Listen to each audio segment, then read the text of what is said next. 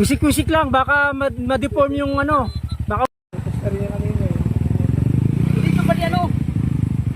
Biglas lang yung preno. ano nangyari? Ano nangyari? Umiinit na.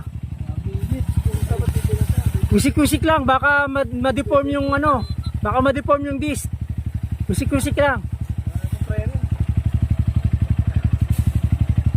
Ayan. Huwag mo munang ibaba.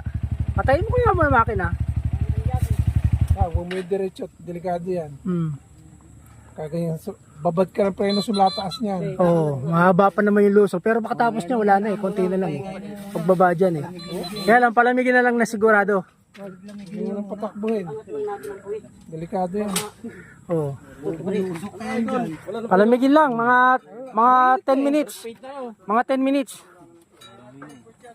Yan ang marami na aksidente dito, yung ganyan. Oh, ganito, may tumaob ng ganito dyan eh. Umuusok na yung preno, diretso pa rin yan. Pahinga mo muna. Oh.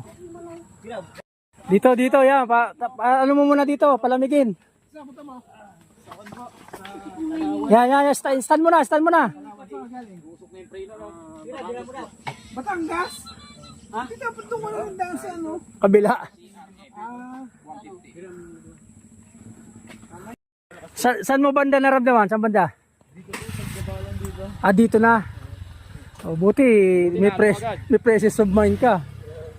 Pero wala nga din pa nga yung tinigilan mo. Dapat dun pala sa unahan, no? Okay na yan, at least naagapan ka. May mga tao naman dito eh. Malamig na? Sige. Yan lang man pagbaba mo diyan sa marker na yan, maalwa na eh. Ha? Ingat.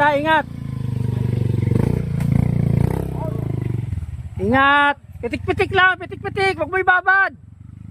Gamit ka rin engine brake.